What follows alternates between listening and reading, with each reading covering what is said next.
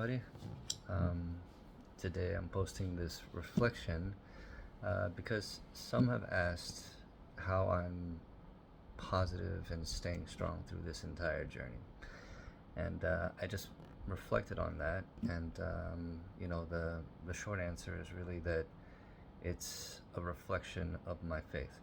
And I just wanted to talk about it a bit today. Really, faith has always been a part of my life, or a part of my story. My great-grandfather was a Christian. My grandfather was a pastor, and in both Taiwan and Vancouver. And my father raised me and my brothers as Southern Baptist, so in Houston. So faith has always been a part of my life.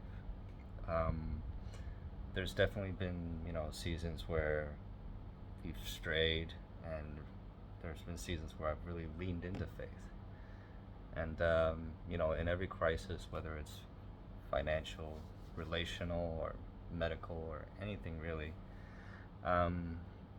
typically when I turned to God, He showed up. And, sometimes that made me question, am I only a good Christian when I really need something? And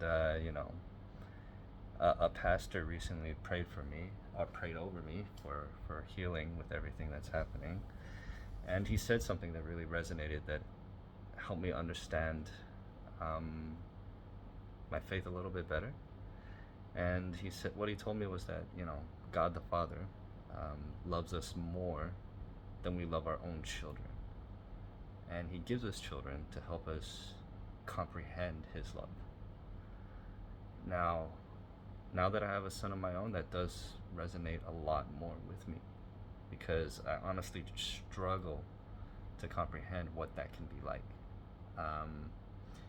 Really having Silas and, thinking about not being there for him in the future is probably the most painful and gut-wrenching part of this entire process, or this entire journey. I think for the first 2 or 3 weeks, I really couldn't even look at him or play with him without breaking down, just thinking about not being able to be there for him in the future. So how can anybody really love anybody more than that? It's just really hard to comprehend. And yet, to understand that it's possible to love somebody more than you can love your own children, I find comfort in that, and I find strength in that, and I find confidence in that, because no matter what happens, if I live however long I live, I can be confident that there's a plan, and that my best interests and welfare are always taken into account as part of that plan, no matter what happens. And I think that's really, in this stage of my life, with the cancer and all, it's like, it's just a test of faith. And,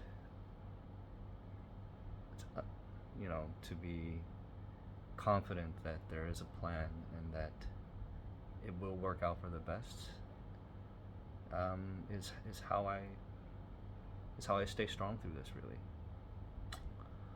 And I do feel like God's not done with me yet, and that there's still more for me to do, and that He's placed this calling for me to share openly, really for the first time in my life, my faith and my story.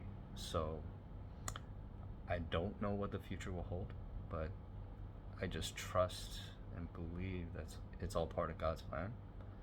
And that's how I find strength and peace during this whole journey. So yeah, just wanted to share this reflection, and to answer the question about how I'm really doing, and how I'm staying strong through this entire process. So thanks for listening. Still fighting every day, and I'll talk to y'all later. Bye.